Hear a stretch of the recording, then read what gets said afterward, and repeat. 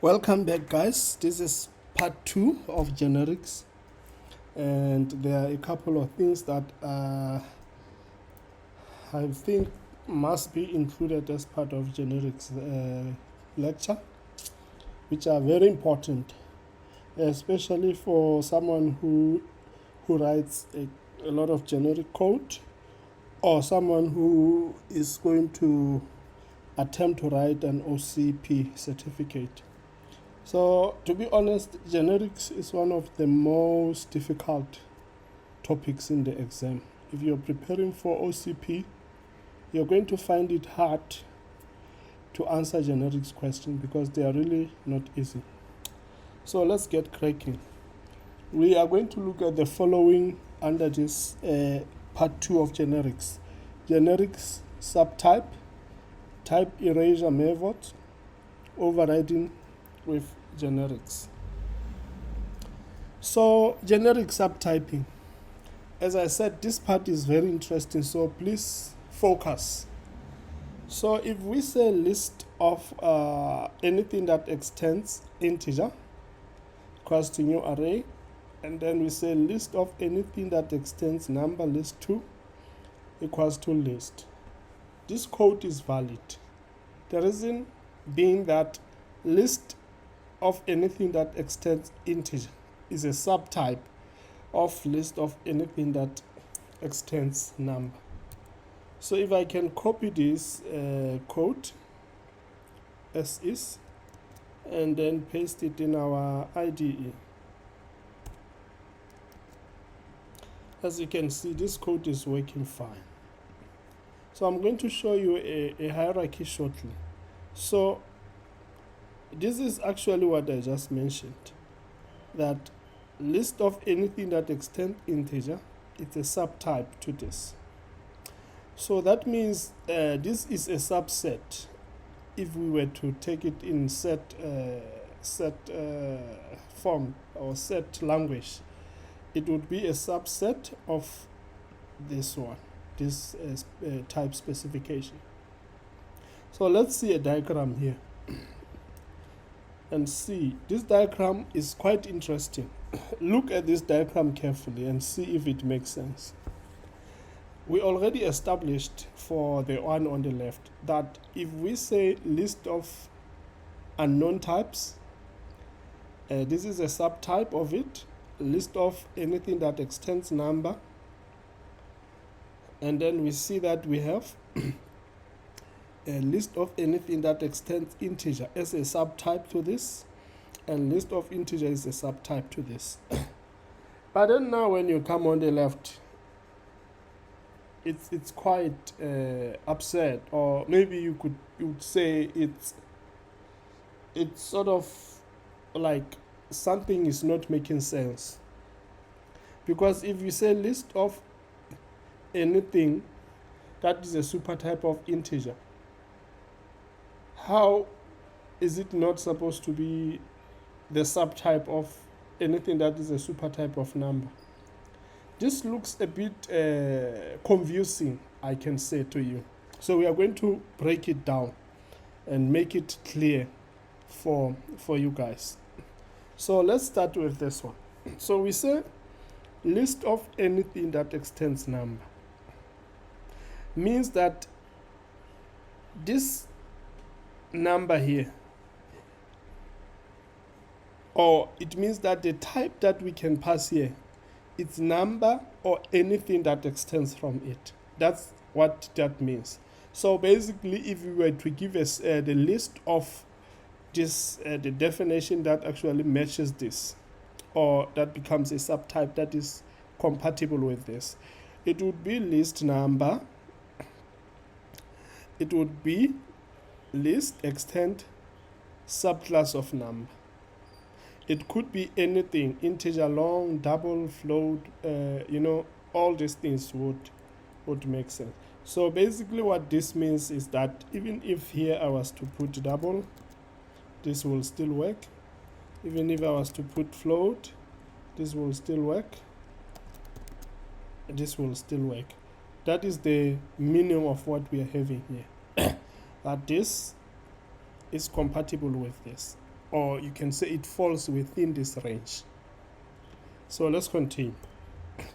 But now when we come into super T, it become different. It become different. So what this means is that we are referring to T or all superclasses of T. Let's break it down. If you have list of anything that is an integer or is a super type of integer, it means we have list of integer, because remember it's inclusive, list of super number, because number is a super type of integer. Then list of anything that is superclass of integer, and that could be number, object, or serialization.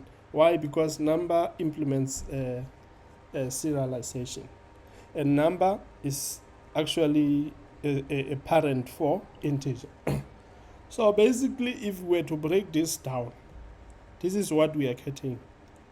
As we said, this integer is inclusive, or we can say supertype number, because number is a super of integer. So this is still making sense in terms of this type definition. I hope that makes sense. Let's explain it again. We are saying list of anything that is integer or its super type. So essentially what we mean, it means if I was to give it in layman's term, it means if we say list of anything that is super to integer, I'm just gonna say list 3, it's fine. So what this means is that we have integer at the top. We have integer. Okay, maybe I can even make it before I even do this. I want this to make sense. We have integer. We have integer. We have number.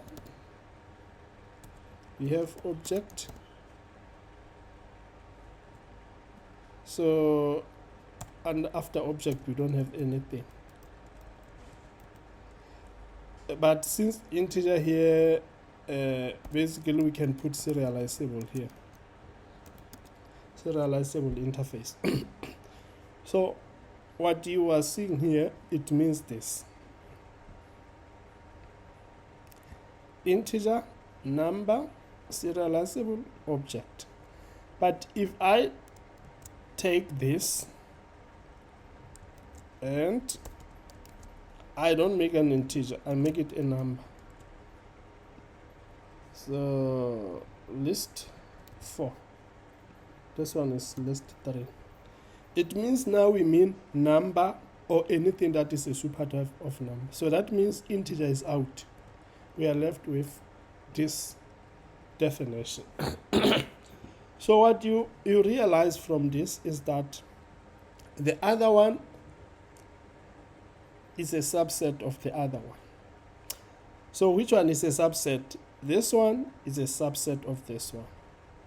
Therefore, it makes sense to say this one is a supertype to this one. I hope that makes sense. Let's go back to the to our own to the slides. So we see that we are saying list integer or super anything that is a super type of number actually falls in this category, because integer is below. This is the lower bound. We have a lower bound as integer, then we are going up the hierarchy. Then we have a number, we have object, we have serializable. We saw that serializable appears in the same category as number, because number implements serializable. Then, and then we saw how this one works. That now this one, it becomes list of anything that is number or super type of number. And you see that here you have number, object, serializable, but here you only have object and serializable. And this becomes a subset to this, which now makes this a super type of this one. So we can conclude that list super type, list of anything that is super type of number, is a subset of list of anything that is super type of integer. And because of that, list of super type of integer is a super type of list of super type of anything that is super type of number. I hope this does not confuse you guys. So now, type erasure methods. Methods that lead to the same method signature after type erasure will always conflict and leads to the compiler error if put in the same class. If you don't put in the same class, or the other one is in the super class and the other one is in the subclass, you're going to have the same problem. So for instance, we see that, let's review these two methods here. You might think this is method overloading, just because the type parameters are different. But the fact that the type is the same, and we know that the compiler will do type erasure, as we know that type generics are only available in code, and at compile time they are taken out.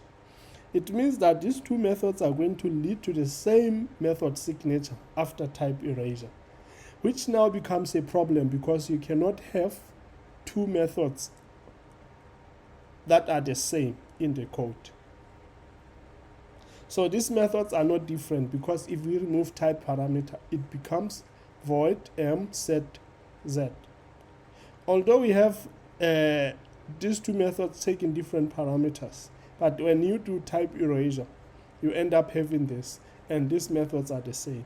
So if one method resides in the superclass and the other in the subclass, still we will have compiler error, because the compiler interprets it to be overloading. But their type erasure leads to the same method, or the method with the same signature. Ideally, we know that we cannot have the same method twice in our code. Therefore, this is going to lead to a compiler error. Then, when you are overriding when you are overriding a generic method. Okay, before I even go there, let's demonstrate this in code. So I'm just going to put this. For now, I'm just gonna put them in here and just provide. So we see that these two methods, they are not working. So let's put here and see. It says it clashes with both methods have the same erasure. This is what even the IDE is telling us, that this method, these two methods have the same erasure, so they won't work. But now this one works, because now the type is different. They won't lead to the same erasure. So this is what you have to be careful of, especially if you are going to write an exam. So now let's go to overriding. So there are rules when you're overriding a generic method. The first rule is that the method signature, name, and parameter list must be the same. That's the first rule that we have to understand. And the second rule says an overriding method can remove type specification, or what we can say in the language of generics, they can erase the type for both parameters and the return type.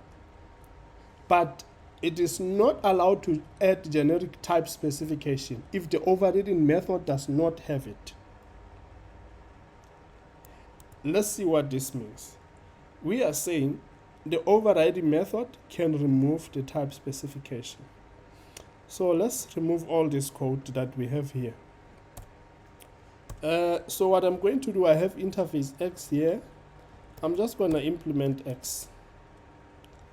And after implementing X, let me just remove all this code because we already dealt with that.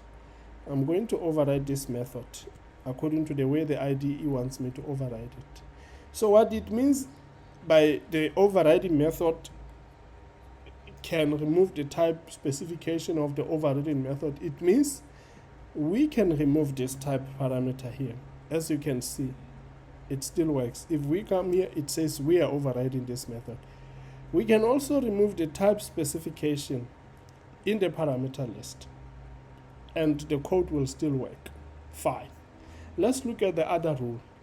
The other rule says parameters should be the same and not changed at all, or the type specification can be removed. So what this means is that the parameters here must match the parameters here, or you are allowed to remove the type specification. This is still fine. But what you are not allowed, as we saw that with the covariance or the subtyping of generics, you are not allowed to do this. Although this still fall in this range, you are not allowed to change the parameter or the type specification in the overridden method. You shouldn't do that. But now the last rule says the return type can be same or covariant. So by covariant, we mean that if the method in the superclass throws, let's say, a set, the method in the subclass can return a set or subclasses of set. So basically I can return a head set here. This will still be fine. Why? Because head set is covariant to set. So we saw another rule that says we can. Alright guys, let's review this again. We see that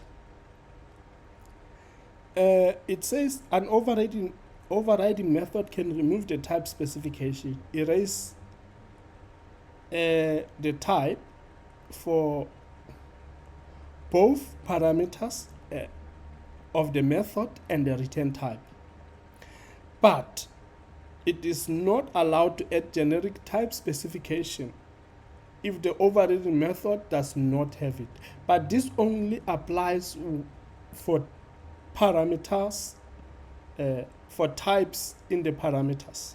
This only applies for parameters. Let's explain what we mean. So this means that, let's say we have this.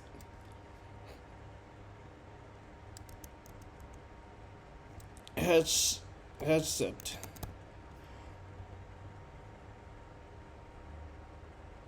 Let's say we have this situation. We are not allowed, if the method in the superclass does not have, the parameter in the superclass does not have type specification, we are not allowed to add type specification in the parameters for the method, for the overriding method in the subclass. Let me repeat that again. If the method in the superclass, its parameters do not have type specification, the overriding method of the subclass is not allowed to add type specification for the parameters. But we are allowed to add type specification for the return type. So basically here I can do this. I can say string, this will still work. Although the return type in the superclass does not specify the type, like we use it in raw type in generics language. That is, we are using a generic class in a non-generic way. If it doesn't have the type, we are allowed to add type specification to it. That is the meaning of what we have here. And then now, coming back to covariant, we mentioned that headset is a covariant return type because it's a subclass of set. This is perfectly allowed. But we saw that for parameters, you cannot remove the type specification if the overriding method does not have the type if the overriding method, if the method in the superclass does not have type specification, we cannot edit in this method that is defined in the subclass that is overriding that particular method. Sorry, this can be confusing, guys. You must bear with me. So now, that was it. Thank you, guys.